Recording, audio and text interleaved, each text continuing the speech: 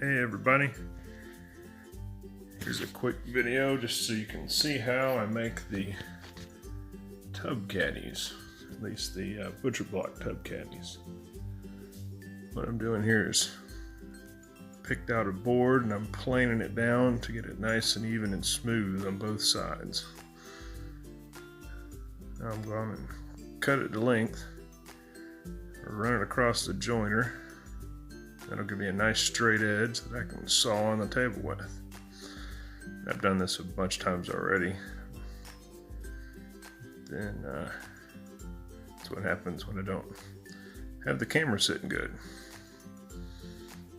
So then it's cut into strips. Take those strips, stack them up, and put them in the glue fixture. So basically right now, just spreading the glue out on all the edges that are going to glue together. Get it nice and even. The glue that I'm using here is called Titebond 3. It's a water resistant glue. And it's the one I use the most of. I buy it by the gallon.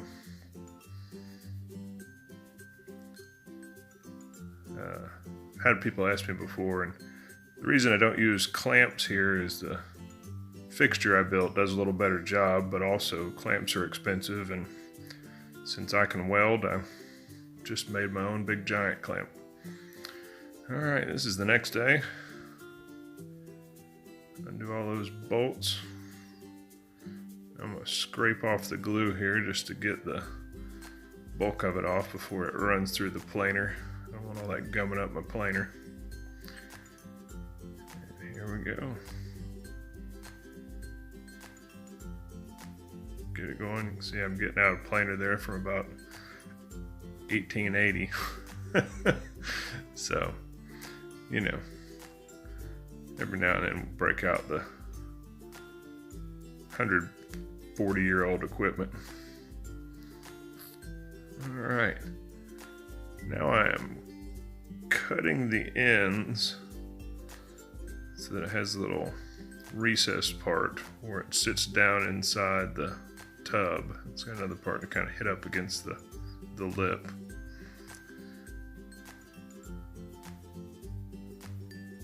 That's just a little jig that I made.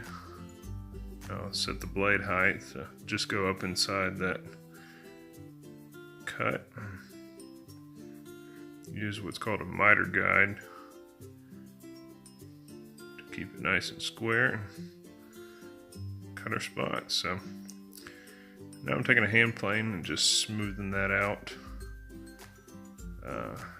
This little hand plane, well, not that one, the little block plane there, that was my grandfather's, and I tend to go to it more than any other. But you'll notice that some of the stuff's blowing out there on the side, and I leave a little extra just because I know that's going to happen.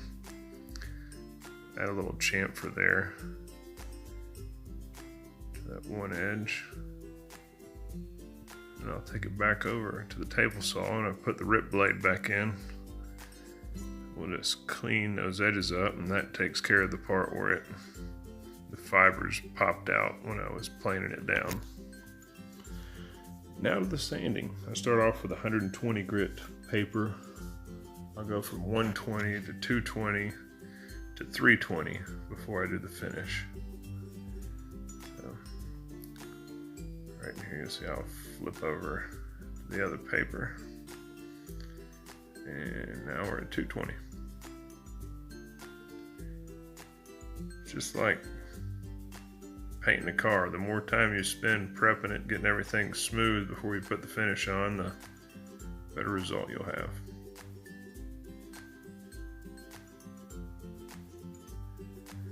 Alright, I've marked the middle nail and I've sprayed it with what is a mixture of alcohol and water. It just gets a crisper burn when I put the brand on it. There you go, there's the brand on the bottom. Alright, I'm using Granddaddy's block plane again. You notice I got a bunch of old planes, got about 100 of them. And but that's the one I always wind up using. Basically, this is called easing the edges from the little 45-degree bevel on the edges. And yes, I could do it a little quicker with a router, but I don't know. If you're gonna hand make something, hand make something.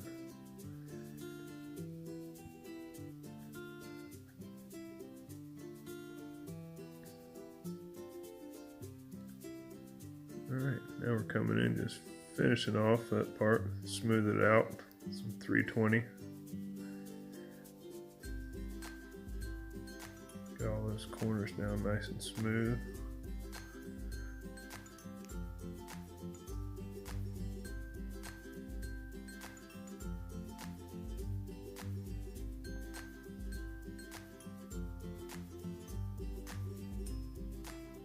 And now back with the sander at 320.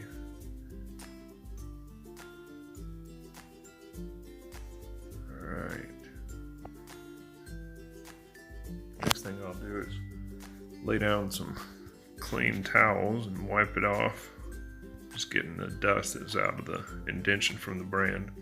That's called Osmo Top Oil, and it's a German company, designed and manufactured in Germany.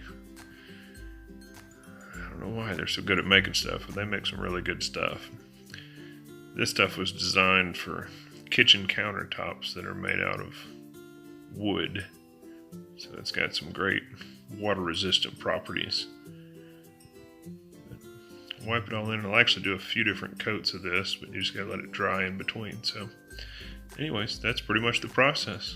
Hope y'all enjoyed it, and have a good one.